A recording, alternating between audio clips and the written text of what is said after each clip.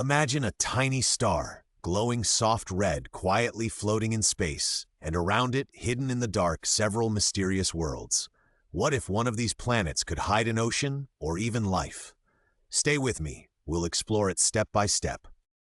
In this video, you'll discover what a quiet red dwarf really is, why its calm nature matters, how planets can survive so close to it, and what this means for the search for life far beyond our solar system. Picture a star much smaller than our sun, cooler, dimmer, with a gentle red glow instead of a bright white blaze. That is a red dwarf, the most common kind of star in our galaxy, but almost all of them are invisible to the naked eye.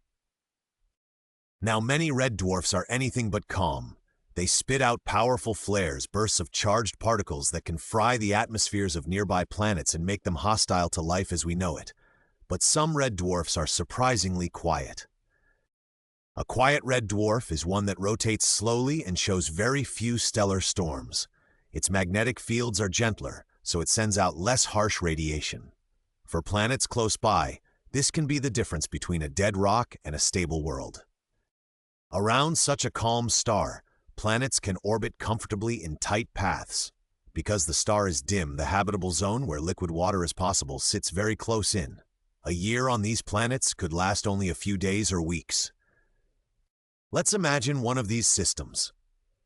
A quiet red dwarf with 3 planets. The star glows softly, no violent flares. The inner planet is baked, the outer planet is frozen, and the middle one sits right in that precious habitable band. The inner planet orbits so closely that its year might be just a few days. It always shows the same face to the star, like the moon to Earth.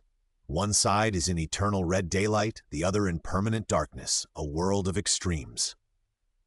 Our middle planet also likely keeps one face toward the star, but at a safer distance. Along the line between day and night, the terminator, temperatures might be mild enough for water, clouds, maybe even a thin atmosphere to exist. Farther out, the outer planet circles slowly through a cold, dim environment.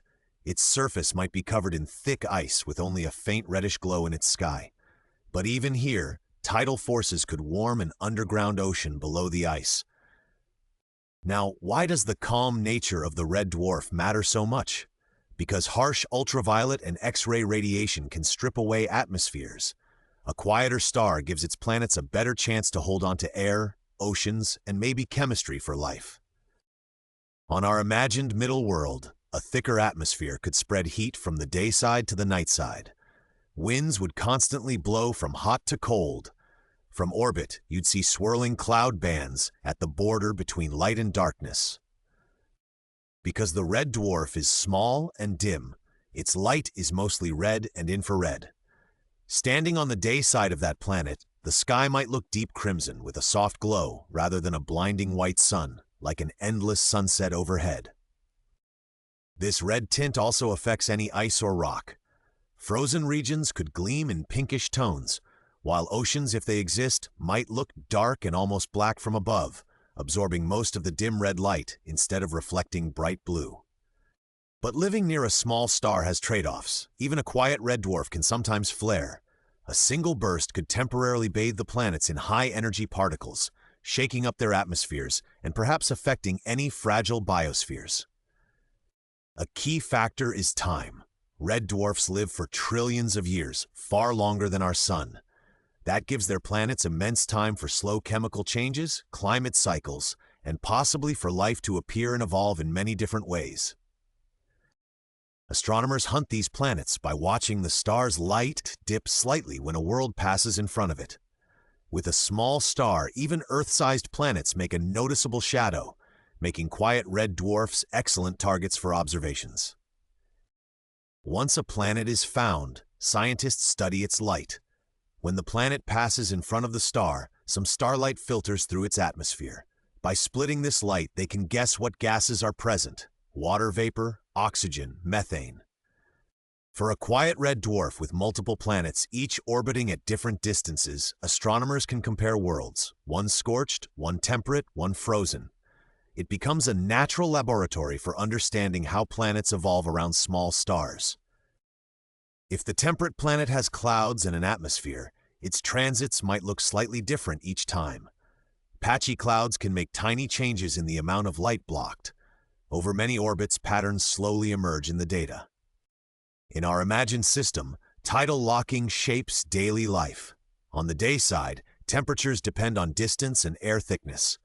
On the night side, heat leaks slowly through atmosphere and possibly oceans, preventing total deep freeze in some areas. Could such a world be habitable? If the star stays quiet enough, the planet holds on air and water, and volcanic activity recycles gases, then over billions of years, a stable climate band along the terminator might actually support life.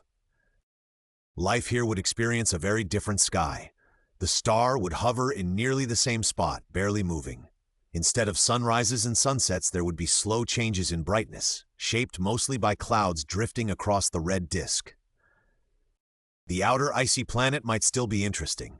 If it has a thick shell of ice, tidal forces from the star and other planets could flex its interior. Beneath the ice, a dark, salty ocean could slowly stir, protected from space for eons. In multi-planet systems, planets tug on each other, slightly changing their orbits. These tiny variations reveal their masses. A quiet star makes it easier to measure these wobbles, since its own light stays more constant over time.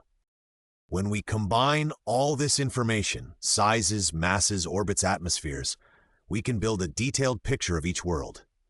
Even without seeing surfaces directly, we turn faint dips of light into a living map of a whole miniature solar system. Quiet red dwarfs with orbiting planets may be some of the best places to look for life. They are long-lived, common, and their planets are easier to detect. Each calm little star could host a handful of worlds just waiting to be studied. As new telescopes come online, we'll be able to read these distant atmospheres in more detail, searching for patterns that could hint at biological activity. The first confirmed signs of life beyond Earth might come from such a quiet star. So next time you look up at the night sky and see almost nothing, remember, the galaxy is filled with tiny red suns you cannot see, some calm with families of planets. Somewhere out there, a quiet red dwarf might host a living world.